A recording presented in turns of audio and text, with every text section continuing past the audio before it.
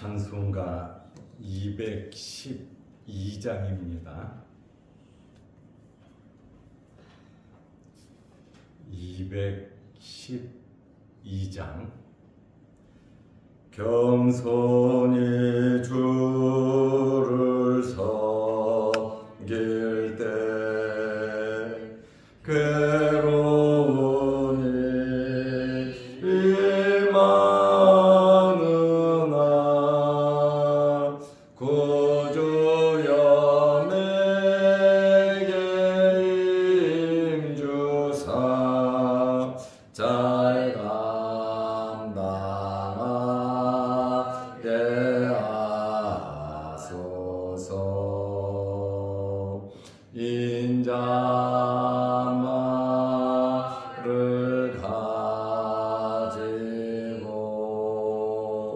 사람을 강화시키며 갈 길을 잃은 무리를 잘 인도하게 하소서. 구주의 위한 인내를 깨달게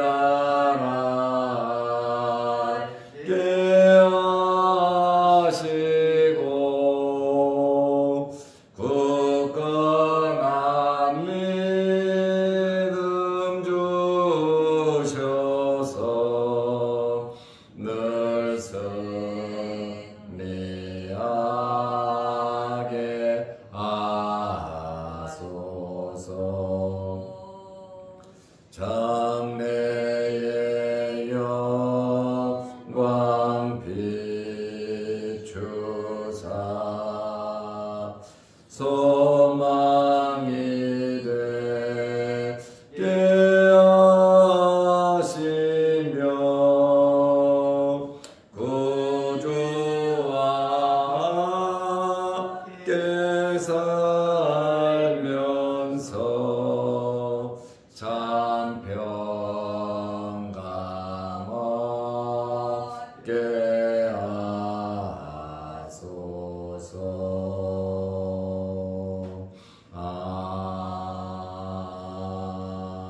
아멘.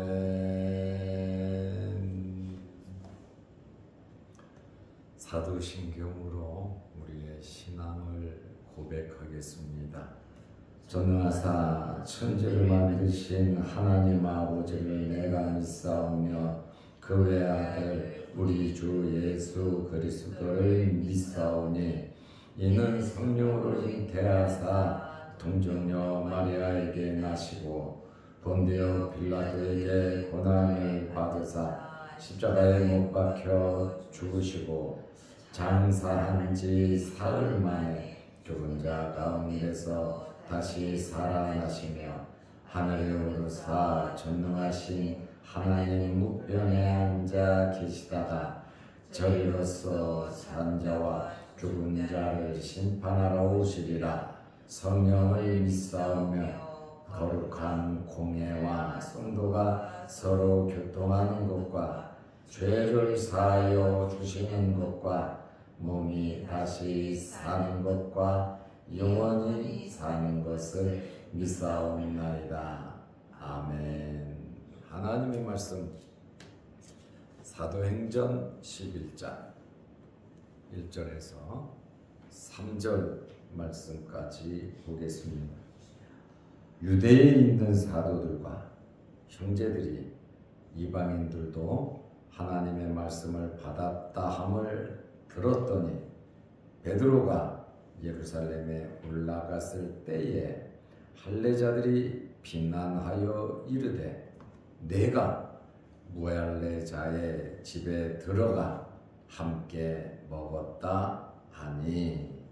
아멘. 3절 말씀까지 보았습니다. 오늘부터 사도행전 11장을 보게 됩니다. 하나님의 말씀을 통해서 날마다 하늘의 양식과 영적인 성장과 성숙이 있으시기를 바랍니다. 베드로는 기도하고 환상 보고 하나님의 말씀에 순종하고 고넬료의 집에 가서 하나님의 말씀을 전하고 성령의 뜨거운 역사를 행했습니다. 그리고 세례까지 베풀었습니다. 참 잘했죠. 그런데 이 베드로가 비난을 받는단 말이에요. 오늘 본문 말씀은 베드로가 비난을 당하는 그러한 내용의 말씀입니다. 비난이라는 말의 뜻이 무엇일까요? 남의 결정이나 잘못을 책잡아 나쁘게 말하는 것입니다. 베드로의 이러한 행동, 하나님의 나라를 위해서 정말 헌신적으로 봉사한 이 베드로의 행동이나 말에 대하여 부정적인 평가를 내린 겁니다.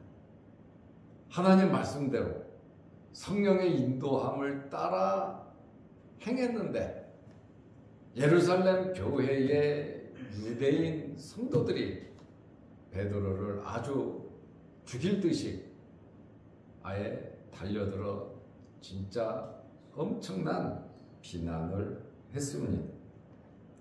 이 비난이라고 하는 것은 비판보다도 더 강력한 말입니다. 완전히 헐뜯는 행위가 바로 비난인데 베드로를 비난했다 2절에 말하잖아요. 그것도 예루살렘 교회 성도들이 베드로를 비난했다. 오늘 본문 내용이 비난받는 베드로에 대한 말씀입니다. 베드로가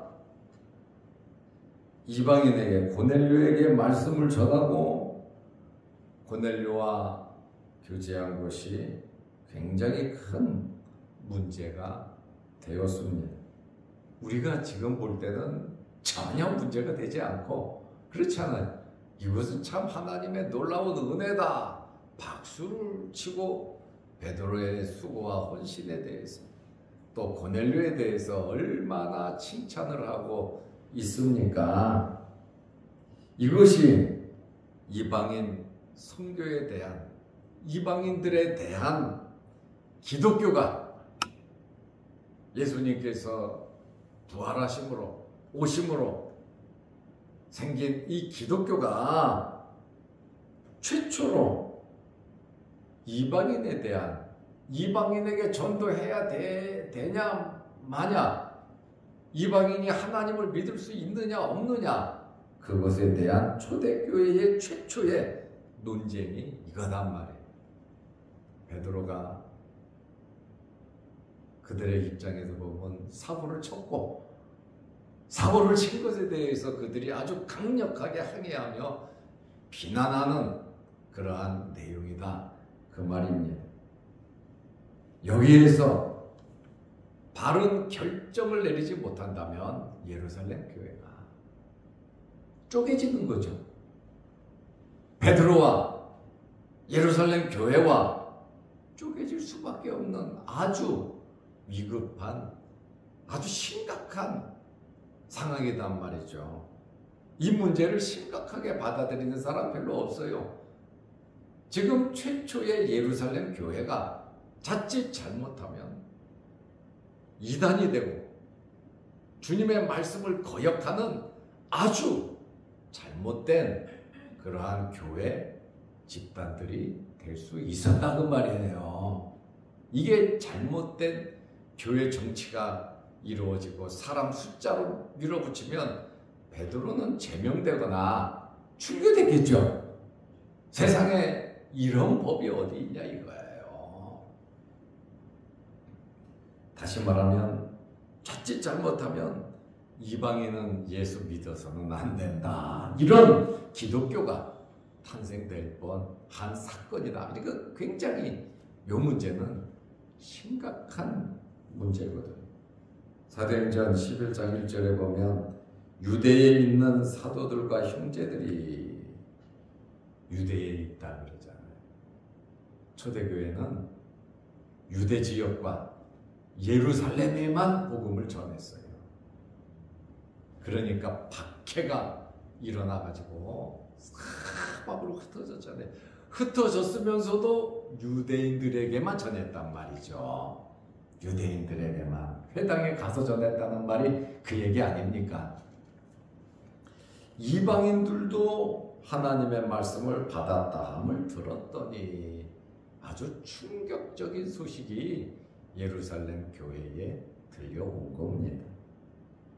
고넬료의 사건이 아주 소문이 났고 굉장히 큰 뉴스였고, 이러한 이 뉴스 사건 때문에 베드로가 교회에서 비난을 받았다. 오늘 본문 내용 아닙니까? 당시에 이방인 선교에 대하여 매우 심각했음을 알 수 있습니다. 그러니까 이방인이 예수 믿는 것에 대해서 부정적이었다는 거죠. 그리고 전도해서는 안 된다는 것이죠. 예수님의 말씀하고는 다르잖아요. 너희에게 성령이 임하시며 온 유대와 예루살렘과 사마리아 땅끝까지 이르러 내 증인이 되리라. 만민에게 복음을 전하라고 예수님께서 유언의 말씀을 하셨잖아요. 그럼에도 불구하고 예루살렘 교회 성도들 거의 다 유대인이겠죠. 이방인들은 거의 없었겠죠. 그런데 베드로가 이방인들에게 선교를 하고, 그러다 거기다 더 나가서 뭘 줬습니까? 세례까지 줬단 말이에요. 그러니까 화들짝 놀란 거죠. 12사도와 공동체에 속한 예루살렘 교회에 속한 사람들이 이방인들이 하나님의 말씀을 받은 소식을 들었습니다. 고넬료의 성령 체험과 거기에서 베드로가 여러 날 머물렀잖아요. 거기서 자고 먹고, 그리고 바로 나온 것도 아니고 여기에 머물기를 원하니까 베드로가 거기 가이사라에서 머물고 있었단 말이죠. 그리고 이제 11장 2절 말씀에 보면 베드로가 예루살렘에 올라갔을 때에 가이사라에서 이제 고넬료 집에서 나와 예루살렘이 본부잖아요. 예루살렘 교회가 세계 선교의 중심이 아니었습니까? 그렇다 보니까 예루살렘에 올라갔을 때에 할례자들이 비난했다. 개종했으면서도 유대인인데 기독교로 개종했어요. 성령의 체험. 베드로가 설교할 때 3,000명, 5,000명 회개하는 역사, 방언을 하고 병자 고치고 성령의 뜨거운 역사로 예루살렘 교회가 시작했잖아요. 그래서 예루살렘 교회는 성도들이 참 많았습니다. 그런데 개종을 한 유대인들이 예수님을 믿으면서도 유대주의에 빠졌다는 거예요. 유대주의에 우월감이 있잖아요. 이방인은 개 취급. 우리는 아브라함의 자손입니다. 하나님의 특별한 선민의식이 있잖아요. 그러다 보니까 사마리아 사람도 상대 안 하고 이방인은 더욱더 개 취급을 했단 말이죠. 이러한 우월감, 내려오는 전통을 단번에 무시하기가 어렵잖아요. 습관과 전통 바꾼다는 것은 그거 쉬운 것 아닙니다.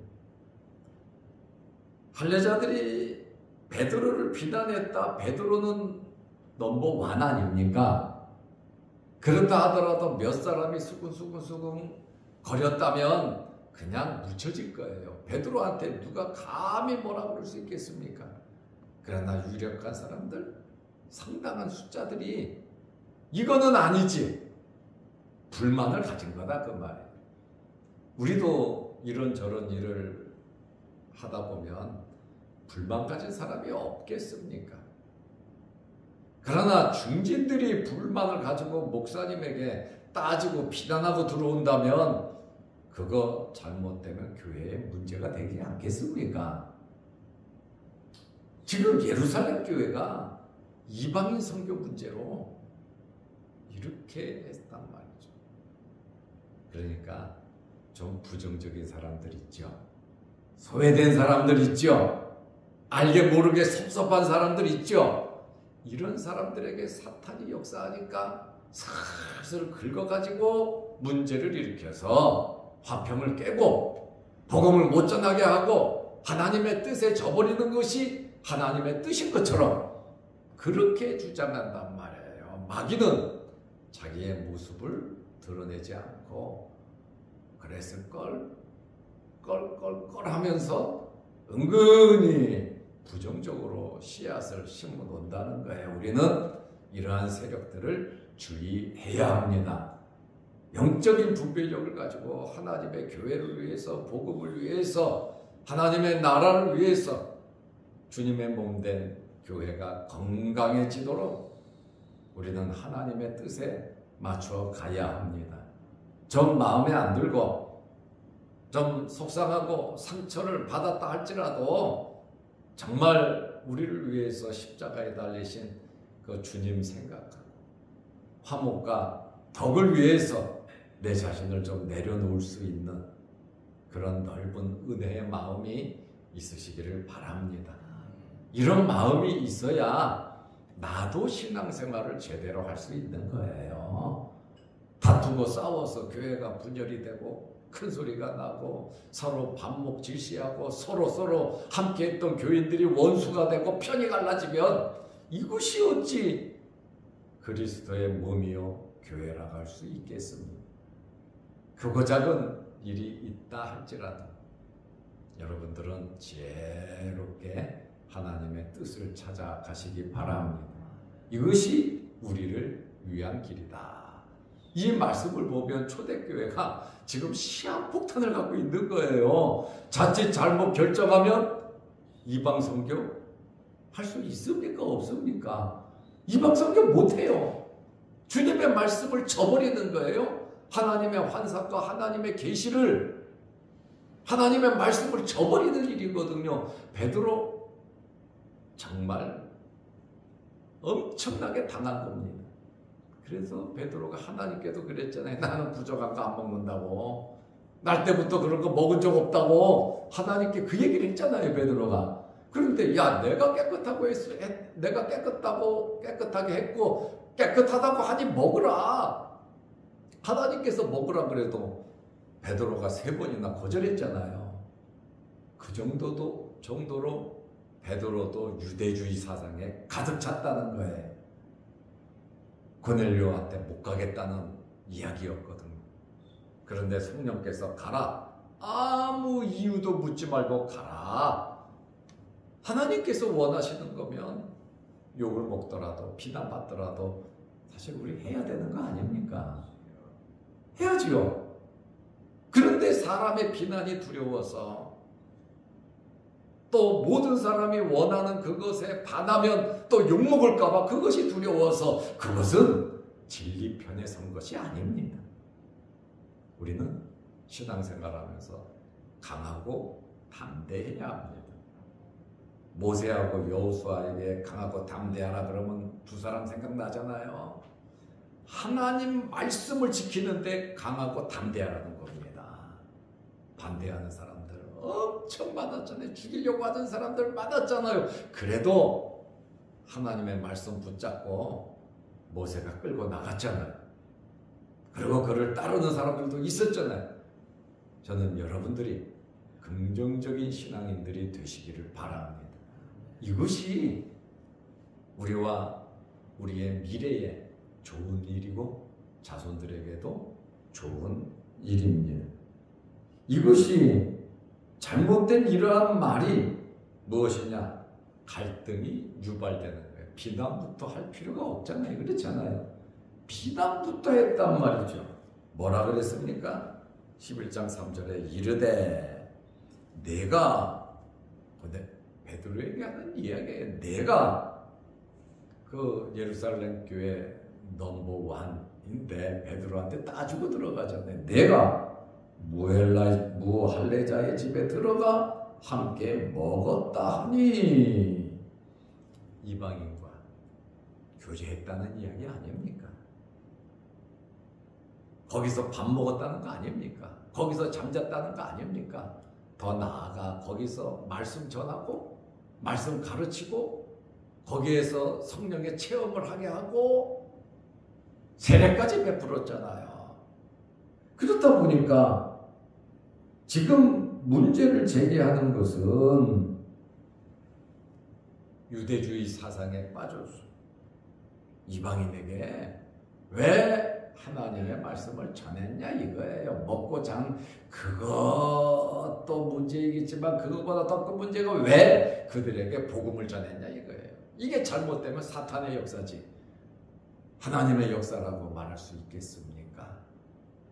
그래서 핵심은 바로 이 전도인데 이러한 말씀을 보면서 우리는 베드로 입장에서 굉장히 속상하지만 이 사건을 통해서 합력하여 선을 이루시고 하나님의 계획을 이루어 가신다고 하는 그러한 말씀이에요. 그래서 모든 어떤 일이 우리에게 있든지 지혜롭게 해결하시기 바랍니다. 다투고 싸우고 큰소리 나고 원망하고 불평하고 뒷구멍에서 일을 벌리고 보면 정말 하나님은 기뻐하지 않으시고 마귀만 기뻐하는 일을 교회 안에서 성도들이 행할 수 있다 그 말입니다. 이 사건이 마무리가 잘 되지 않으면 사도 바울이 이방인의 사도로 선교를 할 수 없는 거예요. 이 사건이 잘 해결돼야 이방의 교회가 생길 수 있고 복음이 세계로 퍼져나갈 수 있는 것입니다. 하나님의 강력한 역사로 또 베드로의 지도력으로 성령의 역사로 이 사건이 우리 기독교의 기초를 내리는 이방 선교에 대한 기초를 내리는 좋은 결정을 했지만 그래도 베드로는 사람이잖아요. 그래서 이방인들을 만날 때 베드로는 항상 노이로제 스트레스가 걸린 거예요. 또 누가 또 저것들이 따지고 들어오면 시끄러워지잖아요. 그런 소리 또 들으면 야 너 지난번에도 그래갖고 시끄러웠는데 또 이방인 만나냐? 전통적으로 내려오던 유대 우월주의가 여러분 한 번에 바뀌기가 쉽지 않다는 말이죠. 계속해서 잘못된 전통, 내가 살아왔던 방식, 내가 했던 방식을 주장하다 보면 말씀이 아니라 사랑과 기도와 협치가 아니라 믿음이 아니라 내 주장, 내 생각이 강해질 때 정말 하나님의 영광을 가리는 예루살렘 교회가 아마 이때가 자칫 잘못했으면 엄청난 위기의 시간이 아니었을까 이렇게 생각이 됩니다.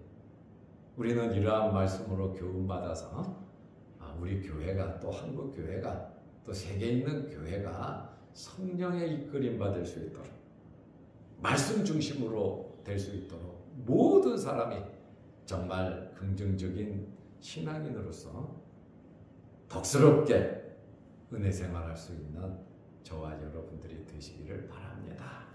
기도하겠습니다. 하나님 아버지, 오늘은 비난받는 베드로에 대해서 잠깐 말씀을 드렸고 이 말씀이 예루살렘 교회에 정말 큰 결정을 하고 주님의 말씀을 이루어가는데 엄청난 파급력이 있는 말씀인 줄로 압니다.